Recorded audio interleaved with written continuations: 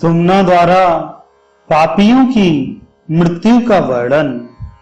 सोम शर्मा ने पूछा, भद्रे, पापियों की मृत्यु किन लक्षणों से युक्त होती है, इसका विस्तार के साथ वर्णन करो। सुमना बोली, प्राणनाथ, सुनिए, मैं महापातकी मनुष्यों की मृत्यु के स्थान और चेष्टा का वर्णन करती हूँ। दुष्टात्मा पुरुष विष्ठा और मूत्र आदि अपवित्र वस्तुओं से युक्त और पापियों से भरे हुए भूभाग में रहकर बड़े दुख से प्राण त्याग करता है। चांडाल के स्थान पर जाकर दुख पूर्वक मरता है। गधों से घिरी हुई भूमि में, वैश्या के भवन में तथा चमार के घर में जाकर वह मृत्यु को प्राप्त होता है। हड्डी, चमड़े और नखों से भरी हुई पृथ्वी पर पहुंचकर दुष्टात्मा पुरुष की मृत्यु होती है।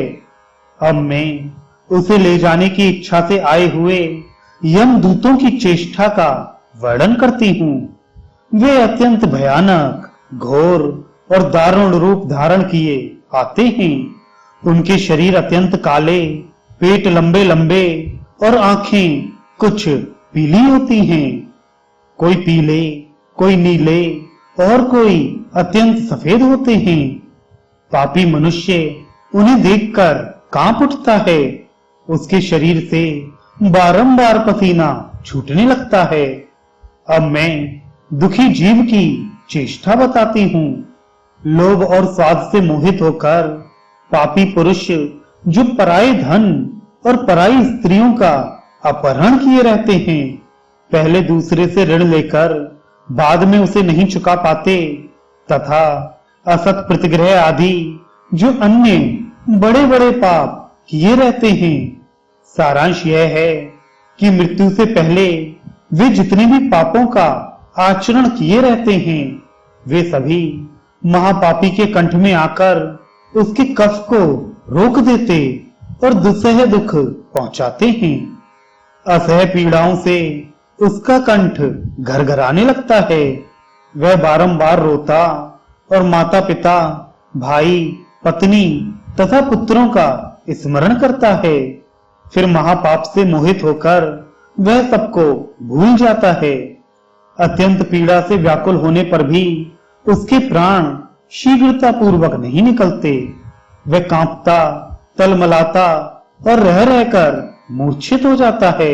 इस प्रकार लोभ और मोह से युक्त मनुष्य सदा मूर्छित होकर ही प्राण त्यागता है। तत्पश्चात यमराज के दूत उसे यमलोक में ले जाते हैं। उस समय उसको जो दुख भोगना पड़ता है, उसका वर्णन करती हूँ। जहां ढेर के ढेर अंगारे बिछे होते हैं, उस मार्ग पर पापी को घसीटते हुए ले जाया जाता है। वहां वह दुष्टात्मा जीव बारंबार आग में जलता और छटपटाया करता है। जहां 12 सूर्यों के ताप से युक्त अत्यंत तीव्र भूमि पड़ती है, उसी मार्ग से उसे पहुंचाया जाता है। वहां वह सूर्य की प्रचंड किरणों से संतप्त और भूख प्यास से पीड़ित होता रहता है। यमदूत उसे गदा, डंडे और फरसों से मारते, कोड़ों से पीटते तथा गालियां सुनाते हैं। तदनंतर वे पापी को उस मार्ग पर ले जाते हैं जहां जाड़ा अधिक पड़ता है और ठंडी हवा का झोंका सहना पड़ता है। पापी पुरुष शीत से पीड़ित होकर उस मार्ग को तय करता है। यमदूत उसे घसीटते हुए नाना प्रकार के दुर्गम स्थानों में ले जाते हैं।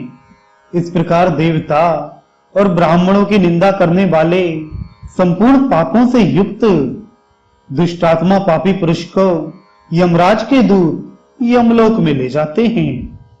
वहां पहुंचकर वह दुष्टात्मा यमराज को काले अंजन की राशि के समान देखता है।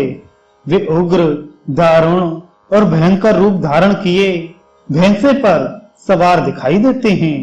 अनेकों यमदूत उन्हें घेरे खड़े रहते हैं। उनके साथ सब प्रकार के रोग और चित्रगुप्त भी उपस्थित होते हैं।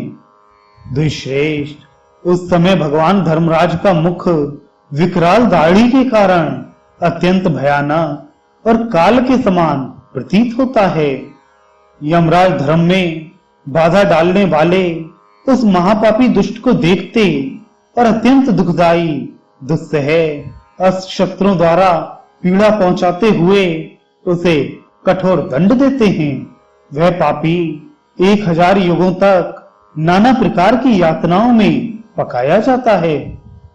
इस प्रकार दुष्ट बुद्धि वाला पापात्मा मनुष्य अपने पाप का उपभोग करता है। तत्पश्चात वह जिन जिन योनियों में जन्म लेता है उसका भी वर्णन करती हूँ। कुछ काल तक कुत्ते की योनि में रहकर वह दुष्टात्मा अपना पाप भोगता है। उसके बाद व्याघ्र और फिर गधा होता है। तदनंतर बिलाव, सुअर और सांप की योनि में जन्म लेता है। इस तरह अनेक भेदों वाली संपूर्ण पाप योनियों में उसे बारंबार जन्म लेना पड़ता है। इस प्रकार मैंने आपसे पापियों के जन्म का सारा वृतांत भी बतला दिया।